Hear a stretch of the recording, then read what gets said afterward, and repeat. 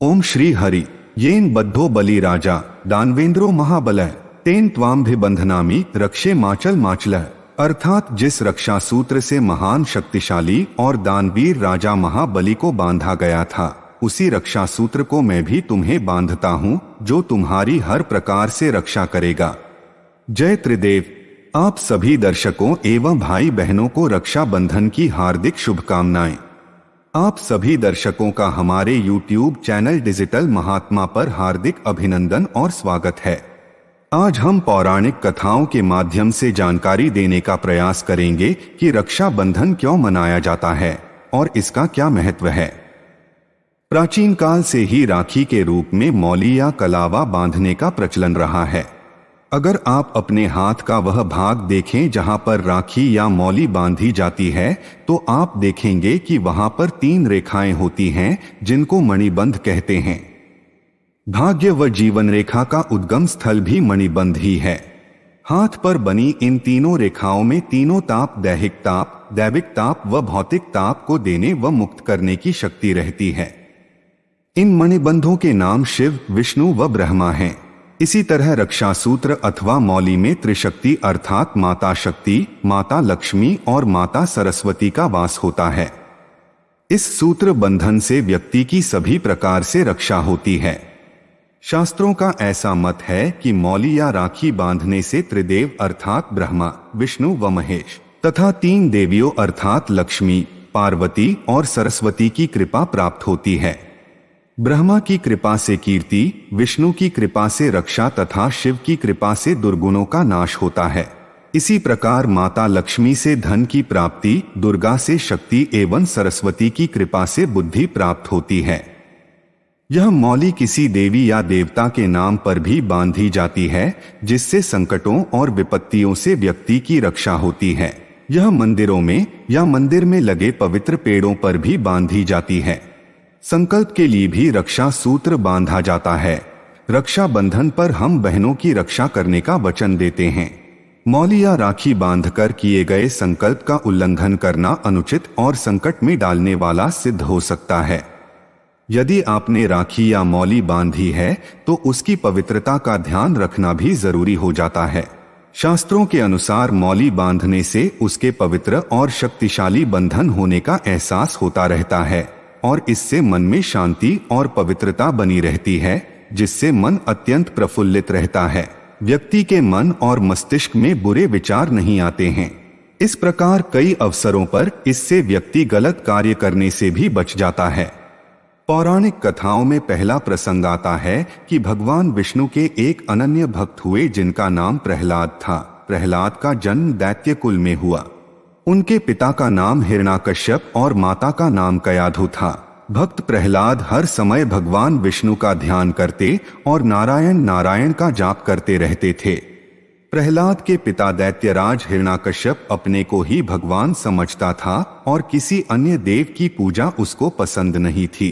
वह नहीं चाहता था कि उसके होते हुए उसका पुत्र नारायण का नाम ले। उसने अपने पुत्र प्रहलाद को बहुत समझाया कि तू केवल मेरा नाम ले और किसी अन्य का नहीं, क्योंकि मैं ही भगवान हूँ। परंतु प्रहलाद नहीं मानते हैं और नारायण नारायण का जाप करते रहते हैं। फिर हिरण्याकश्यप अपने पुत्र प्रहलाद को प्रताड़ित करना शुरू करता है और कई प्रकार से यातना देने का प्रयास करता है। लेकिन भगवान विष्णु हर समय अपने भक्त प्रहलाद की रक्षा करते हैं। जब हिरण्याकश्यप ने सभी सीमाएं लांघते हुए अपने पुत्र प्रहलाद को मारने की कोशिश की, तो तब भगवान विष्णु खंभे से नरसिंह भगवान के रूप में प्रकट होते हैं और हिरण्याकश्यप का वध कर देते हैं और प्रहलाद की भक्ति भावना से प्रसन्न होकर उनको तीनों लोकों का राजा बना देते हैं। फिर कुछ समय बाद प्रहलाद का विवाह धृति नामक राजकुमारी से होता है। उसके बाद उनका विरोचन नाम का एक पुत्र होता है, जो कि अपने पिता प्रहलाद की तरह ही भगवान विष्णु का भक्त होता है। लेकिन असुर कुल में जन्म लेने के कारण उसमें भी अहंकार आता है। राजकुमारी विशालाक्षी के साथ विरोचन का विवाह होता है। कुछ समय पश्चात उनका भी एक पुत्र होता है, जिसका नाम बलि होता है। देवलोक पर अपना आधिपत्य जमाने के लिए विरोचन देवलोक पर आक्रमण कर देता है और देवराज इंद्र के हाथों मारा जाता है। फिर बलि अपने पिता विरोचन की मृत्यु के पश्चात राजा बनता है। राजा बलि भी अपने दादा प्रहलाद की ही तरह भगवान विष्णु का भक्त होता है और एक महान दानवीर होता है। उसके दरबार से मांगने वाला कभी खाली हाथ नहीं जाता था।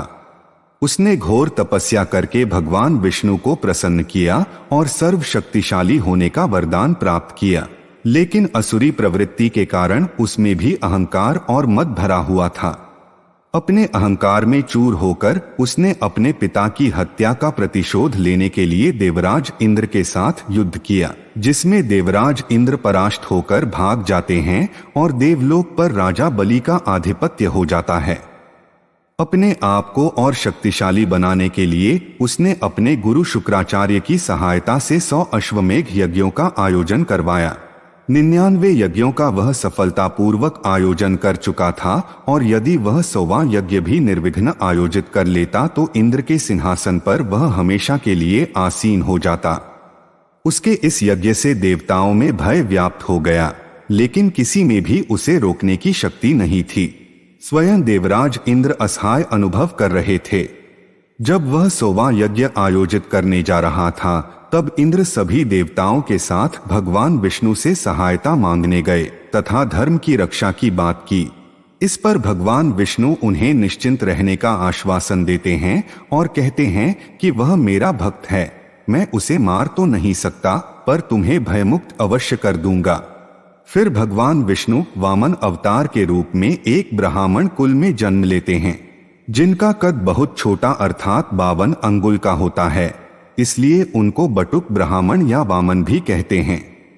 राजा बलि अपना 100वां यज्ञ करवा रहा था तो इस उपलक्ष्य में वह यज्ञ में आए हुए सभी याचकों व ब्राह्मणों को दान दे रहा था। तभी वहां पर बटुक ब्राह्मण अर्थात वामन भगवान भी चले जाते हैं। राजा बलि उनसे भी दान मांगने के लिए कहता है।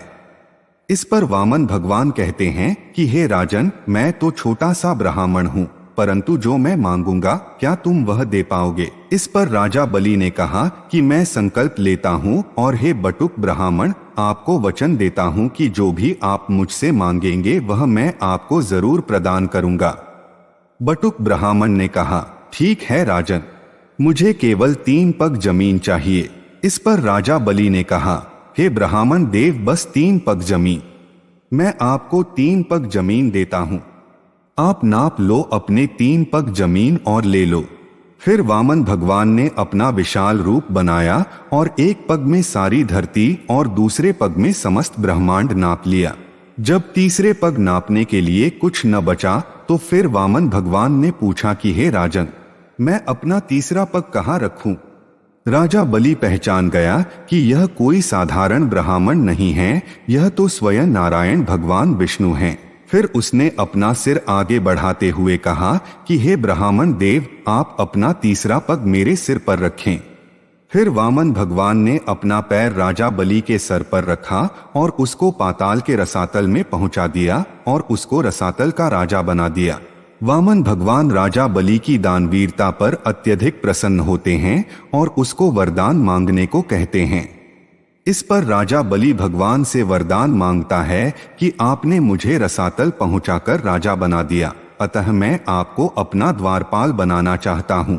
इस पर भगवान ने उसको तथास्तु कह दिया और उसके द्वारपाल के रूप में सेवा करने लगे। जब यह बात माता लक्ष्मी को पता चली तो वे आश्चर्य में पड़ गई और समस्या का समाधान पाने के लिए देव ऋषि नारद के पास गई। तब देवऋषि नारद ने माता लक्ष्मी से कहा कि हे माता, आप राजा बलि को अपना भाई बनाएं और उसे रक्षा सूत्र में बांधें। उसके बाद माता लक्ष्मी भी एक गरीब ब्राह्मणी का रूप बनाकर राजा बलि के पास जाती हैं और उसको अपना भाई बनाती हैं। ब्राह्मणी राजा बलि को रक्षा सूत्र अर्थात राखी बांधती हैं, जिसके बदले में राजा बलि ब्राह्मणी से उपहार मांगने के लिए कहता है, तो ब्राह्मणी उपहार में वामन भगवान को मांग लेती हैं। राजा बलि समझ जाता है कि यह ब्राह्मणी कोई और नहीं बल्कि माता लक्ष्मी ही हैं, अतः वह माता लक्ष्मी को वामन भगवान का दान कर देता है। इस प्रकार माता लक्ष्मी भगवान विष्णु को पुनः प्राप्त कर लेती हैं और फिर माता लक्ष्मी भगवान विष्णु सहित बैकुंठ आ जाते हैं। इस प्रकार रक्षा सूत्र की शक्ति और महत्व को जानते हुए तभी से रक्षाबंधन को त्योहार के रूप में मनाया जाता है। दूसरी पौराणिक कथा महाभारत काल से जुड़ी हुई है। एक बार राजा युधिष्ठिर ने अपनी राजधानी इंद्रप्रस्थ में राजसूय यज्ञ का आयोजन किया। उस यज्ञ में शामिल होने के लिए कई राजा महाराजा आए हुए थे। वहां शिशुपाल भी उपस्थित था। शिशुपाल श्री कृष्ण से द्वेष रखता था, अतः यज्ञ के दौरान शिशुपाल ने श्री कृष्ण को अपशब्द कहे और अपमानित किया, किंतु श्री कृष्ण ने उसे माफ कर दिया।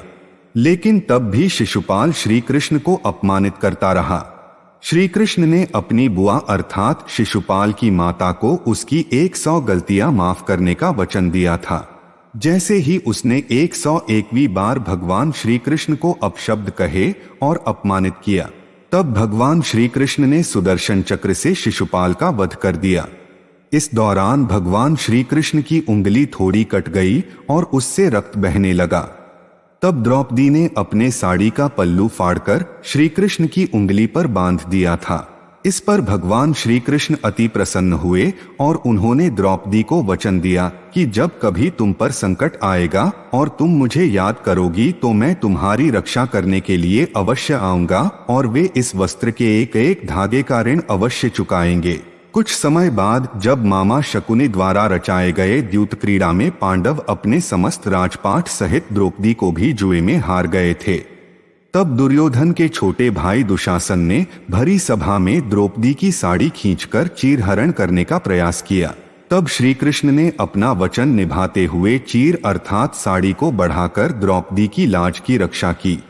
इस प्रकार भगवान श्री कृष्ण ने द्रौपदी द्वारा बांधे गए पल्लू के बंधन का मान रखा और उसकी रक्षा की।